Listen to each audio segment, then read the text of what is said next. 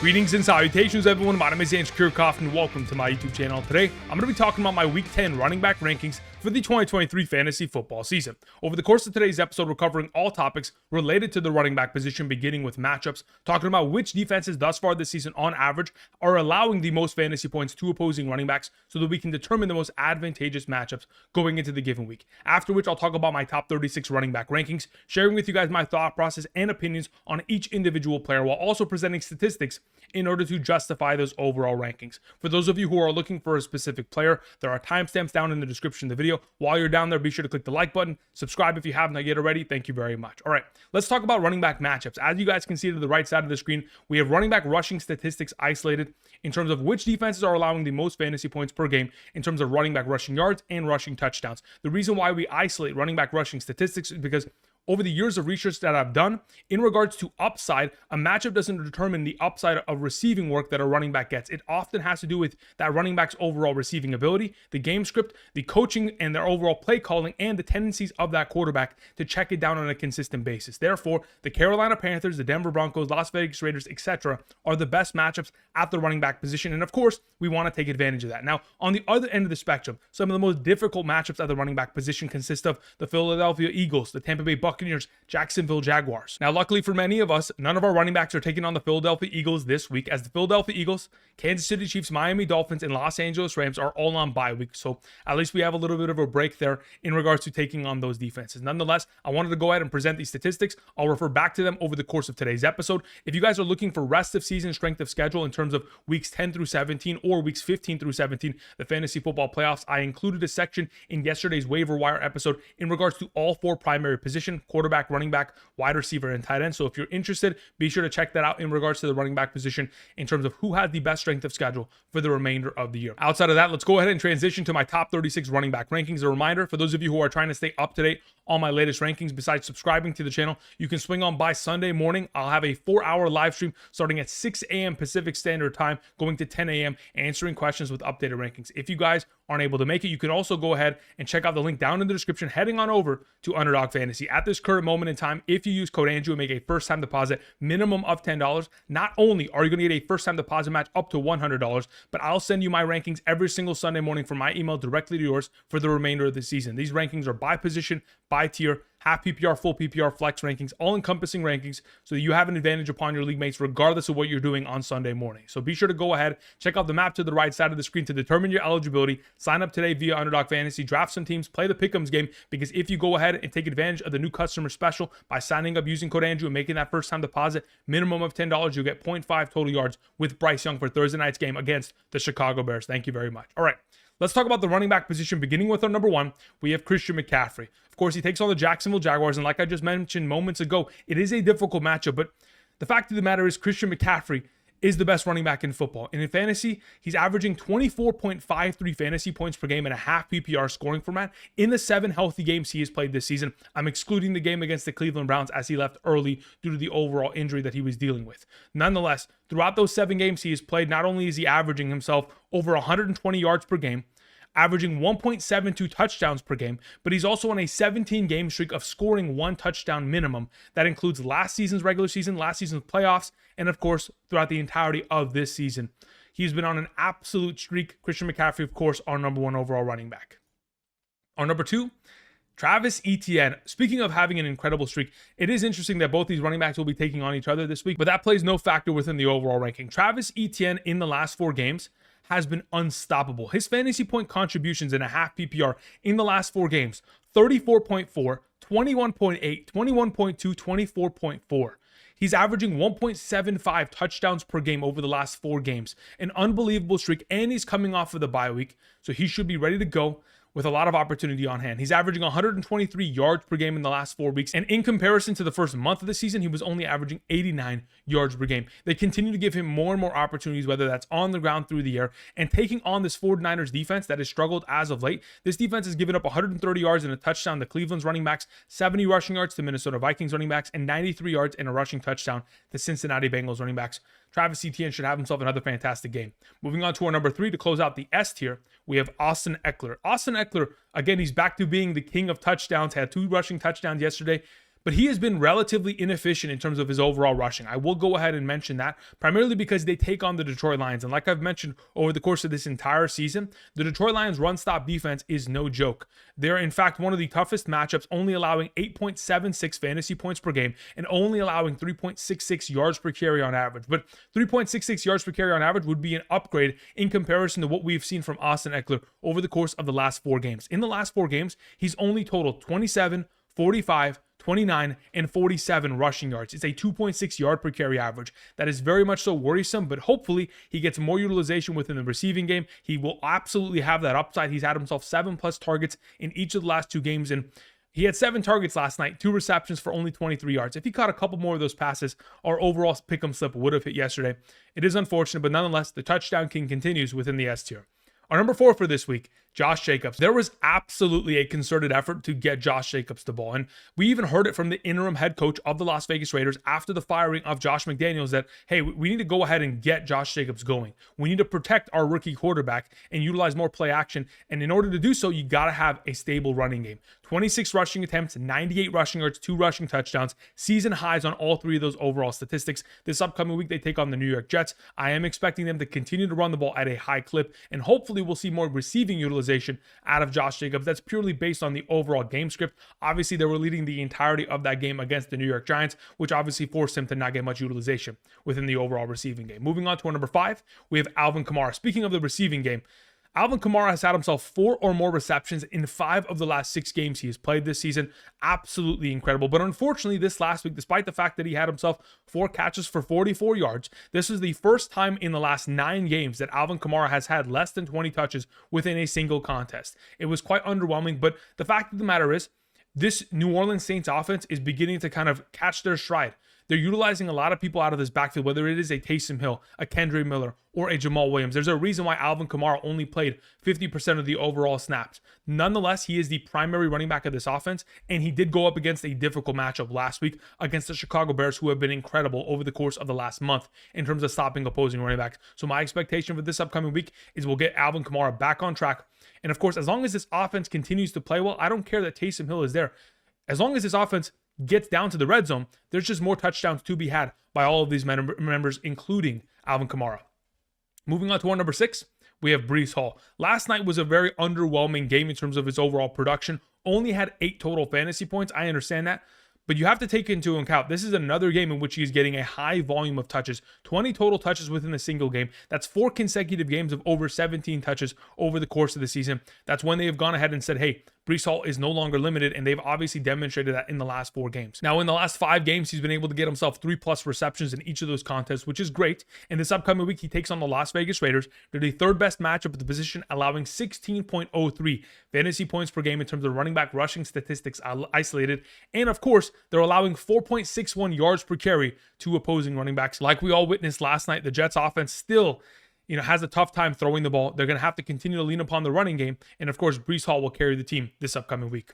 Our number 7 is Jonathan Taylor. Jonathan Taylor and the Indianapolis Colts takes on the New England Patriots defense in Germany this upcoming Sunday morning. Again, I'll be live streaming as early as 6 a.m. Pacific Standard Time. Be sure to swing on by.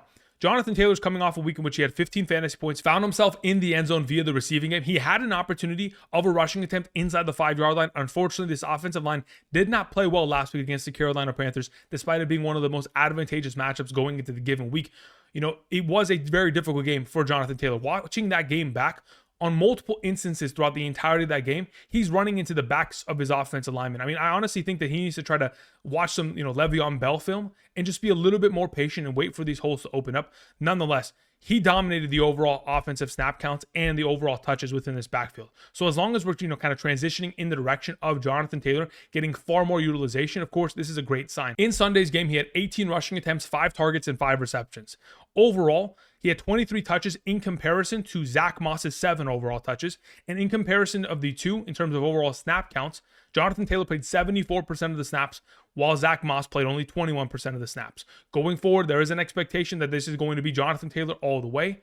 And especially considering the advantageous matchup on hand against the New England Patriots. Most recently, they've given up 63 yards and a touchdown to Bijan Robinson, 46 and a touchdown to Raheem Mostert, 77 yards to Josh Jacobs, 80 yards and a touchdown to Alvin Kamara. My expectation is a big week here from Jonathan Taylor. Number 8, we have Derrick Henry. Derrick Henry has been extremely consistent as of late. Weeks 1 through 3 was only averaging 10.6 fantasy points per game, and as of late, from weeks 4 through 9, averaging 16.36 fantasy points per game in a half PPR scoring format. In 4 of the last 5 games, he's been able to total over 100 total yards. That is an incredible statistic, and as long as Will Levis continues to elevate this offense and looks towards Derrick Henry, again, last week, 3 catches for 27 receiving yards, as long as he continues to look in his direction for checkdowns, the overall upside of his performances are going to continue to rise every single week. Despite the fact that they have a difficult matchup, in fact, the second most difficult matchup taking on the Tampa Bay Buccaneers defense, the Tampa Bay Buccaneers are still allowing 4.04 yards per carry on average to opposing running backs. I'm expecting a big week here from Derrick Henry and the Tennessee Titans offense. Our number 9 is Aaron Jones. Like I mentioned on Saturday and Sunday, the reason why I was so confident with Aaron Jones purely had to do with the head coach of the Green Bay Packers, Matt LaFleur, coming out and saying, we're going to cut Aaron Jones loose. And that's exactly what they did. They gave him 24 total touches and 26 total opportunities, 20 carries on the ground for 73 yards and a touchdown, 6 targets, 4 catches, 26 receiving yards, playing 60% of the offensive snaps. Great overall numbers across the board. Now, even though that was the case, A.J. Dillon still got his overall utilization, 10 total touches, while playing 40% of the overall snaps. This upcoming week, they take on the Pittsburgh Steelers. It's the 8th best matchup at the position. The Pittsburgh Steelers are allowing 4.44 yards per carry on average and over 13 fantasy points per game on the ground to opposing running backs. My expectation is that this offense will continue to lean upon Aaron Jones, considering everything else in this offense really has fallen apart. Aaron Jones truly is the only shining light within this overall offense. Moving on to our number 10, we have Tony Pollard. Listen, I understand that Tony Pollard has been on a massive touchdown drought. Trust me, it pains me every single week to watch him have opportunities and it just either be called back or the offensive line doesn't play well or he doesn't play well. This last week against the Philadelphia Eagles, late in that game, he reaches for the touchdown. He scores. Unfortunately, a penalty on the play. It's called back. There are going to be instances like that for every single player. But in the case of Tony Pollard, we haven't seen him score a touchdown since week 1. In that game in week 1, he took on the New York Giants. This upcoming week, he takes on the New York Giants. It is the 5th best matchup at the position. They're allowing over 15 fantasy points per game to opposing running backs, 4.7 yards per carry on average. In that game against the New York Giants, scored 2 touchdowns, and the game was 40-0. We are hoping that Tony Pollard can get back on track this week, and that overall momentum that is built will carry him for the remainder of the season. I'm expecting a huge game here for Tony Pollard. We just got to hope that the defense of the Dallas Cowboys doesn't score too many points. And if that does take place, we may see more, of the backup running backs involved in the second half of this game rather than Tony Pollard. Moving on to our number 11, we have Joe Mixon. Joe Mixon, another consecutive game of a rushing touchdown. This is the first time he has had back-to-back games with a touchdown within the Cincinnati Bengals offense since week 6 and 7 of 2022. If you want to go ahead and check out the last time he had a touchdown before that, it was, I think, weeks 12 and 13 of 2021. Very seldom does he have consecutive games of scoring a touchdown, but hopefully this week, we can make it 3 consecutive games. He takes on the Houston Texans. It's one of the more advantageous matchups at the position. They're allowing over 10.5 fantasy points per game on the ground to opposing running backs. But besides his overall contributions on the ground, the fact of the matter is that Joe Burrow continues to look in his direction within the receiving game. This is 4 consecutive games in which Joe Mixon has had himself 3 or more receptions. He's getting back to his overall tendencies from 2022. And hopefully, as long as that continues to build in the right direction, taking on the Houston Texans should be an exciting matchup and a great overall week for Joe Mixon this week. Moving on to our number 12, we have our thumbnail, David Montgomery, to close out the top 12 of this overall conversation. In the last 4 games in which David Montgomery this season has played 40% or more of the offensive snaps, he has got himself 1 touchdown minimum in each of those 4 games. In the 3 healthy games that he has played this season, where he hasn't left early due to an injury, he's averaging 24 rushing attempts, 101 rushing yards, 1.66 rushing touchdowns per game, and 22.13 fantasy points per game. We know that Jahmyr Gibbs has earned himself a role within this offense that is far greater than what we have seen earlier this season. Now, for those of you who are worried about David Montgomery, you shouldn't be.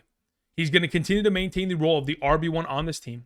And we know that this team loves to run the ball more than just about any other team in the National Football League. So as long as they continue to give him carries and they're not giving him 30 plus touches within a singular game, I think that it's actually going to benefit David Montgomery because it'll keep him fresh.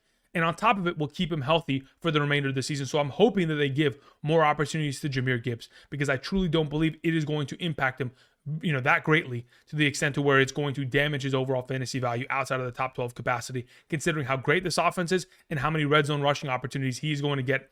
And oftentimes he'll fall into the end zone. Moving on to our number 13 to close out the B tier, we have Kenneth Walker III. Kenneth Walker in the last 2 games has taken on the Baltimore Ravens and the Cleveland Browns. Those are 2 of the best defenses in the National Football League, and obviously, based on his overall contributions for fantasy purposes, has been quite disappointing. This upcoming week, they take on the Washington Commanders. And by all purposes, the Washington Commanders' run-stop defense has not been elite this season. We just saw Rhamondre Stevenson, 87 rushing yards and a rushing touchdown. DeAndre Swift the week prior, 57 and a touchdown. Running backs can absolutely find success within the given matchup, taking on the Washington Commanders. And even with more utilization from Zach Charbonnet, my expectation is that Kenneth Walker should get back on track with his overall rushing attempt opportunities being far greater than what we've witnessed in the last 2 games. And of course, the yardage and touchdowns accompanying that overall performance. Moving on to our number 14, to begin the C tier, we have Rachaad White. Rachaad White has been absolutely incredible in the last 3 games. He has had himself 17 receptions in the last 3 games, all that while being able to average 10 yards per reception. That is an elite number. Amongst the running backs thus far this season that have been able to put up 10 yards per reception, I mean, there are only 5 or 6 running backs within that overall category, and of course, Rachaad White is one of them. So as long as Baker Mayfield continues to look in his direction, last week he's coming off of a game in which he had 20 rushing attempts, 73 rushing yards, 2 rushing touchdowns. I mean, that's the first rushing touchdown since, I think, week 2 against the Chicago Bears for Rachaad White. I mean, I didn't expect for him at any point to have rushing touchdown upside. If that's going to be within the overall equation, it elevates his overall potential within the given week. Taking on the Tennessee Titans defense, considering he has so much receiving upside and now potential touchdown upside, makes him a fantastic play. Moving on to our number 15, we have James Conner. James Conner's finally back. For those of us who have had him on our injured reserve, we can finally rejoice in the idea of him returning to our lineups. Prior to him leaving due to the injury in week 5, from weeks 1 through 4, James Conner was averaging 12.7 half PPR fantasy points per game, 16 rushing attempts, 80 rushing yards, a half a touchdown per game, 2.5 targets, 2 receptions, and nearly 8 receiving yards per game. Overall, was having a fantastic season to begin the year, and now with Kyler Murray returning as well to this lineup, it's only going to elevate the potential of James Conner and this Arizona Cardinals offense. With Kyler Murray designated to return from the PUP list, the physically unable to perform, there is a potential which James Conner not only gets the rushing attempts, the rushing touchdown upside, but of course more receiving utilization. When we go back to 2022, in the 7 games in which James Conner played with Kyler Murray, he was averaging nearly 4 targets per game, 3 receptions, and 21 receiving yards per game. That overall potential upside in comparison to what he's averaged thus far this season is a huge boost in terms of his overall potential for fantasy purposes. Moving on to our number 16, we have Rhamondre Stevenson. Rhamondre Stevenson takes on the Indianapolis Colts. That's the 4th best matchup at the position. They're nearly allowing 16 fantasy points per game, but they are allowing only 3.75 yards per carry. The biggest difference is that the Indianapolis Colts have truly just given up a lot of touchdowns to opposing running backs, and we're hoping that's going to be the case for Rhamondre Stevenson. But besides touchdowns, the biggest difference maker for Rhamondre Stevenson over the course of his entire career is his utilization within the receiving game. In 2022, he had 9 games of his 17 played in which he had 4 or more receptions. In those games, the 9 of the 17 in which he had 4 or more catches, he was averaging 15.34 fantasy points per game. Thus far this season, he only has 4 of his 9 overall games in which he has 4 or more receptions, but in those contests, averaging 14.95 fantasy points per game. All we're asking is for Rhamondre Stevenson to get utilized within the receiving game that much more. He's been able to accomplish 4+ receptions in 3 of the last 4 games. We're hoping for that streak to continue on top of the fact that he's going to get himself utilization on the ground. It's just a matter of can this game script and of course the opportunity of Mac Jones looking in his direction continue to be the case. I'm hoping that's going to be the case, especially with Kendrick Bourne no longer in this offense and of course them not having a primary number 1. Hopefully Rhamondre Stevenson can continue to be, an impactful player within the receiving game. Our number 17 for this week is Gus Edwards. Gus Edwards literally played 18% of the offensive snaps in Sunday's game against the Seattle Seahawks, had 5 rushing attempts for 52 rushing yards and 2 rushing touchdowns, and said, you know what, I'm only going to play 3 snaps in the second quarter, 3 snaps in the third quarter, and miss me with the fourth quarter. I don't even need to participate. He has had himself 6 rushing touchdowns in the last 3 games. Amongst all running backs in the National Football League, he is number 4 amongst all in terms of running back rushing attempts inside the 5-yard line. He has 8 of those. I mean, he is truly becoming like the Jamaal Williams of this season. If this offense continues to play as great a football as they have, and they continue to give him opportunities down in the red zone, of course, Gus Edwards is going to be an impactful player. Amongst all running backs thus far this season, he is number 3 in terms of running back rushing touchdowns inside the 5-yard line.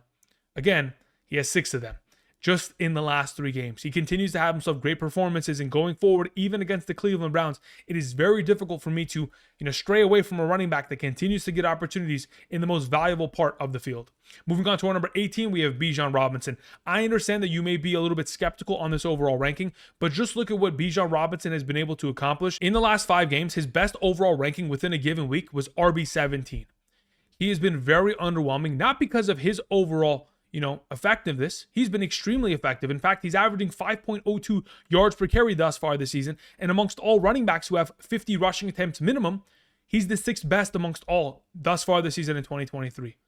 But the unfortunate nature is that this offense continues to give the ball to Tyler Allgeier. Tyler Allgeier had more touches than Bijan Robinson last week, a 14-13 split. And even though Bijan Robinson is playing, 60% of the offensive snaps, that's great and all.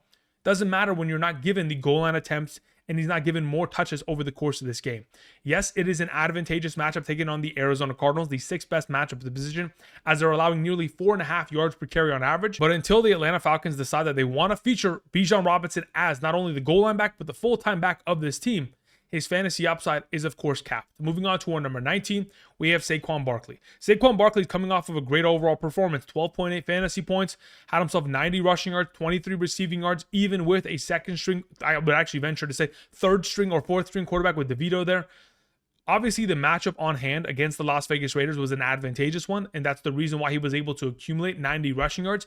I don't think it'll be as easy this week against the Dallas Cowboys defense. The last time these two teams faced each other, of course, Saquon Barkley only put up 8 overall points. The score was 40-0. And I very much so believe that there is a possibility in which that happens once again. If, in fact, we're not able to see Saquon Barkley get himself a lot of utilization on the ground, hopefully he'll get a lot of check down passes, which can save his overall week and overall fantasy value.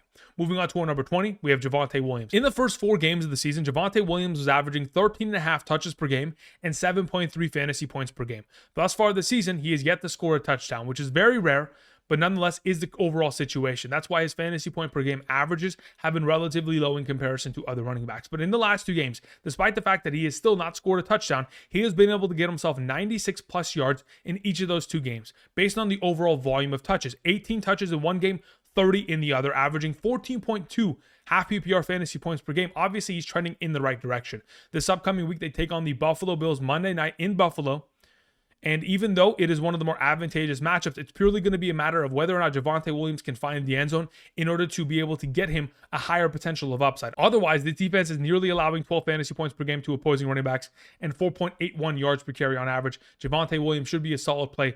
Coming off the bye week with even more overall opportunity, should be trending in the right direction. Just got to find himself in the end zone. Moving on to our number 21.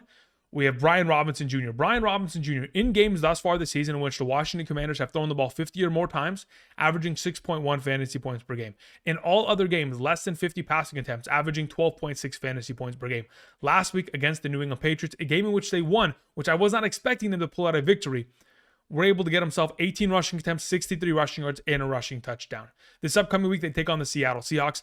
I don't expect the Seattle Seahawks to boat race them out of this overall matchup. There are multiple instances this season in which the Seattle Seahawks twice have scored 30 or more points within those overall game as an offense, but I don't expect that to be the case this week. I think this will be a closer scoring matchup, and if and when that is the case, the Seattle Seahawks or the 14th best matchup at the running back position. Of course, this last week we saw Gus Edwards, Justice Hill, and of course Keaton Mitchell run all over that defense. Moving on to our number 22, we have Jerome Ford. Jerome Ford, again, back to being the RB1 like we anticipated. Healthy again, 27 total opportunities, 25 total touches. Even though he wasn't efficient with his overall rushing utilization, 20 carries for only 44 rushing yards, 7 targets, 5 catches, 33 receiving yards from Deshaun Watson. Like I mentioned on Sunday, Deshaun Watson heavily utilizes him every opportunity that he has, and he is the preferred receiving back within this team. Even though we would love him to be the preferred, goal line back like Kareem Hunt has been. Kareem Hunt has scored a touchdown minimum in each of the last 4 games. The fact of the matter is that in the 3 games in which Jerome Ford has played with a healthy Deshaun Watson, vice versa, we have seen Jerome Ford averaging 16.97 fantasy points per game, averaging 5 targets, 3 receptions, and 30 receiving yards per game, and about 1 touchdown per game on average. These are great numbers, and going forward, as long as Deshaun Watson's in this conversation, even with a difficult matchup against Baltimore, I'm expecting a lot from Jerome Ford. Moving on to our number 23, we have Jahmyr Gibbs. Yesterday, Dan Campbell, the head coach of the Detroit Lions, had a press conference. In that press conference, he was asked about the overall backfield of the Detroit Lions, David Montgomery, and Jahmyr Gibbs. He did reiterate that, yes, we know what David Montgomery can do. He will be our guy. But going forward, we have seen that Jahmyr Gibbs has improved over the course of the season and has earned to get more touches, and he will get his touches going forward. That is the direct quote. So my expectation is that we may not see, the overall contributions that we saw most recently in week 7 through 8 from a guy like Jahmyr Gibbs, averaging 19 rushing attempts, 7 receptions per game, and 25.25 fantasy points per game. And I don't think we'll go back to the days of weeks 1 through 4 where he was only getting himself, 7.3 rushing attempts per game and 7.5 fantasy points per game with David Montgomery. I think we're going to find ourselves a middle ground, especially within this offense that over the course of this season has been able to average with their running backs 27 rushing attempts per game, 6.25 targets, and 5.13 receptions per game. The expectation is that we're going to see our David Montgomery get, 16 to 18 overall rushing attempts, everything else potentially 10 plus attempts going in the direction of Jahmyr Gibbs, and majority of the receiving work should absolutely be contained by Jahmyr Gibbs. But of course, the game script will often, kind of lean that in the right direction. Similar to DeAndre Swift last season, 10 touches per game plus with the upside of a touchdown. That's what makes him a higher upside player. Otherwise, an RB2 is a solid place for him. Moving on to our number 24, we have Najee Harris. Najee Harris has had himself incredible improvement over the course of the season. Weeks 1 through 3, we were all in shambles as he was averaging 5.2 fantasy points per game. From weeks 4 through 9, averaging 10.44 fantasy points per game, has been able to get himself 15 or more touches in 5 of the last 6 games. They take on the Green Bay Packers this week. It's the 7th best matchup at the position, averaging 13.5 fantasy points per game to opposing running backs and allowing 4.03 yards per attempt to opposing running backs. As long as they continue to give him a high volume of opportunity, the goal line utilization, and a couple sprinkles of receiving work, of course, Najee Harris, a solid RB2 option. Moving on to our number 25, we have Alexander Mattison. Alexander Mattison obviously gets a little bit of a boost this upcoming week and going forward due to the unfortunate Achilles tear of Cam Akers. Cam Akers was obviously digging into his overall work. But, thus far this season, Alexander Mattison has gotten himself 10 total touches every single game. There hasn't been a single game in which he has had single-digit touches. So as long as we continue that trend, amongst all players in the National Football League, Alexander Mattison has the 11th most rushing attempts. Yet, he has 0 rushing touchdowns. That is the biggest difference. And last week, luckily, on the goal line, instead of running in the ball, he ran out for a route, and Josh Dobbs looked and found him in the end zone. If it wasn't for that overall touchdown, would have been a very underwhelming performance overall. Nonetheless, they take on the Saints this week with more opportunity going in the direction of Alexander Mattison, taking on a defense that is allowing over 4 yards per carry. Should be a solid week. Moving on to our number 26, we have Kareem Hunt. Like I mentioned earlier in regards to Jerome Ford, Kareem Hunt has scored a rushing touchdown in each of the last 4 games. And with Deshaun Watson coming back into this offense, it only elevates their overall potential for scoring. So if Kareem Hunt is going to continue to be the goal line back of this team, only playing about 30 to 35% of the snaps, but still getting himself 10 touches per game, and has the opportunity of falling into the end zone and scoring 10 fantasy points per game, of course he will be a value and he should be started. Thus far this season, between Kareem Hunt and Jerome Ford, Kareem Hunt has 5 attempts inside the 5-yard line, and Jerome Ford only has 1. Since week 6, Kareem Hunt is the number 13 overall running back in a half PPR scoring format. Crazy statistics, and of course, definitely a start as an RB3 option. Moving on to our number 27, we have James Cook. Now, when we go from Kareem Hunt to James Cook, there is a complete difference. One of these running backs is highly inefficient but scores all the touchdowns, and the other has been efficient all season long, yet they don't give him more opportunity. Thus far this season, in the last 7 games, Josh Allen has scored a rushing touchdown in 6 of those 7 games. Last week, Josh Allen led the team in terms of total rushing attempts and rushing yardage. James Cook is honestly just in a limbo. Oftentimes last season, we saw that with Devin Singletary, but this is just something that we have to get used to. Going forward, if in fact we see Leonard Fournette activated to the main roster, this could also impact the potential of James Cook. Even though they take on the Denver Broncos, the second best matchup at the position in terms of total fantasy points allowed thus far this season. From week 6 through 8, the Denver Broncos run-stop defense has been significantly better. They've only allowed 54 rushing attempts, 226 rushing yards, 0 rushing touchdowns, and 4.19 yards per carry on average in comparison to the massive total numbers that they allowed in the first half of the season. Overall, they've improved, and if they continue to improve, James Cook may not have himself the overall upside that we want him to within the given week. Moving on to our number 28, we have D'Onta Foreman. D'Onta Foreman has been incredible. Let's just be honest. As soon as he has pretty much taken over this backfield since the injury of Khalil Herbert and of course, Roschon Johnson, he has been an unstoppable force. But I wanted to go ahead and talk about both D'Onta Foreman and Khalil Herbert in this capacity, primarily because both these running backs will have value. I believe going into Thursday's matchup, again, it is a short week. Even with the return of Khalil Herbert, D'Onta Foreman has earned opportunity within this backfield, and he takes on his former team in the Carolina Panthers. A little bit of a revenge game here. Now, when we go ahead and talk about Khalil Herbert, prior to him getting injured, in the last 2 games he played, 38 rushing attempts, 179 rushing yards, 4.71 yards per carry on average. They do take on the Carolina Panthers, which is the best matchup at the running back position, allowing over 5 yards per carry on average to opposing running backs, and Justin Fields' return only elevates the potential of this offense. I think we'll get a little bit of a two-headed monster, but in an advantageous matchup. Should be a great play for both of them. Moving on to our number 30, we have Jaylen Warren. I will be 100% honest. I am ranking Jaylen Warren too low every single week. From weeks 2 through 9, Jaylen Warren has finished as RB 21, 31, 22, 24, 22, 39, and 13. On average, from weeks 2 through 9, he has been RB 24 overall. Yet I have him at rank number 30 because when I look at these other running backs, the expectation is that they should get more touches, they should have more touchdown upside, yet they don't score as many points as Jaylen Warren every single week. They take on the Green Bay Packers, like I mentioned earlier. We are continuing to see Najee Harris get himself 15 plus touches every single game. Yet last week, Jaylen Warren, 14 total touches, 11 on the ground for 88, 3 through the air for 25. Overall, we continue to see Jaylen Warren ball out regardless of the lack of opportunity within this backfield. Lack of overall red zone opportunities doesn't really bother him as long as he's continuing to be highly efficient. Moving on to our number 31, we have Chuba Hubbard. Chuba Hubbard had himself 20 total touches in Sunday's game, and that's fantastic. And this is 3 games in a row in which we've either seen 20, 17, or 20 touches. He is clearly the starting running back, and even with Miles Sanders getting increased volume of usage and snaps, doesn't really bother me. The issue that I have with Chuba Hubbard purely is the matchup against the Chicago Bears on Thursday. From weeks 5 through 9, the Chicago Bears defense have only allowed 75 attempts for 184, 0 rushing touchdowns to opposing running backs over the course of that span of time. That's a 2.45 yard per carry average. Alvin Kamara got shut down last week, and every single other running back over the course of the last month has been shut down by this run-stop defense. So I'm expecting Chuba Hubbard to be the next victim of this defense. Moving on to our number 32.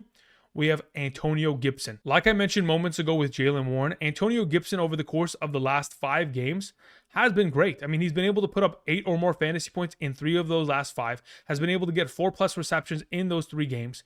And over the course of weeks 5 through 9, he is ranked as RB 26, 27, 42, 34, and 17. That ranks him on average as RB 29 in the last 5 games, which overall, placing him at RB 32 is a pretty safe spot. As long as he continues to get himself utilization on the ground and through the air, a higher potential snap count, Antonio Gibson is a fantastic play in the given week. Moving on to our number 33, we have Tyler Allgeier. Tyler Allgeier, of course, he did out-touch Bijan Robinson 14-13, only played 35% of the overall offensive snaps, but as long as he continues to get the goal line work, which again, inside the 10-yard line, he is greatly out-carrying Bijan Robinson thus far this season. In fact, Desmond Ridder has more rushing attempts inside the 10-yard line in this backfield than Bijan Robinson. As long as that is the case and they take on the Arizona Cardinals, allowing over 15 fantasy points per game and 4.46 yards per carry on average, the expectation is a solid week from Tyler Allgeier, despite how inefficient he has been over the course of this entire season. Moving on to our number 34, we have A.J. Dillon. Like I mentioned earlier, A.J. Dillon, even with, Aaron Jones getting the full workload of a, workhorse back, A.J. Dillon still had himself 10 total touches, still played 40% of the overall snaps. This upcoming week taking on Pittsburgh, it is an advantageous matchup, and if in fact both these teams can stay, relatively close scoring throughout the game, A.J. Dillon will get his opportunity and will score his fantasy points. Not a high volume, but at least, potentially 5-6 fantasy points. Moving on to our number 35, Devin Singletary. Speaking of 5-6 fantasy points, Devin Singletary couldn't even accomplish that last week in the absence of Dameon Pierce. He scored 3.6 fantasy points, averaged 2 yards per carry on average, and we do know that this team is a pass-first approach. They're going to continue to be that over the course of the season, and I think the exclamation point of last week's performance by, CJ Stroud of 470 passing yards and 5 passing touchdowns hopefully will continue to lead them in direction of passing the ball even more. Obviously, these running backs don't get much receiving utilization, but Devin Singletary, if he's a starting running back in the league, could be of value. Moving on to our number 36, we have Zach Charbonnet. We will really get an understanding as to whether or not Zach Charbonnet truly is a factor within this offense this week, as this game is a closer overall, game script, and it's not a complete blowout, and the Seattle Seahawks aren't forced to pass the ball for the entirety of the game. I believe we'll see a true understanding of what exactly the Seattle Seahawks offense wants to do with both these running backs going forward. The final player I wanted to mention In the final tier is Keaton Mitchell. Keaton Mitchell had himself a ridiculous game. And quite frankly, this is a one-sided event, but that was not an easy matchup. And even though Keaton Mitchell played extremely well, I can't 100% trust that one performance can lead to another. He literally only played 18% of the snaps. He only had 10 total touches. It does give me Devon Achane vibes, but keep in mind, there is a potential in which this running back could get himself more volume of opportunity. And if that is the case, he could absolutely be far more valuable than anybody that's ranked from number 32 to 37. He could very easily jump into that, E tier with a good volume of opportunity, assuming he can stay as effective as he has been, but it'll be tough against the Cleveland Browns. All right, guys, thank you everybody for watching. That'll cover it for me today. Tomorrow, I'll be back with wide receiver rankings at a top probably 40 capacity. If you haven't yet already, subscribe to the channel, click the like button, use code Andrew via Underdog Fantasy. You'll not only get a first-time deposit match, but you'll get my rankings every single Sunday morning so that you can stay up to date and, of course, help yourself capture a 2023 Fantasy Football Championship. Thank you, everybody, for watching, and until tomorrow, I'll see you guys. Peace.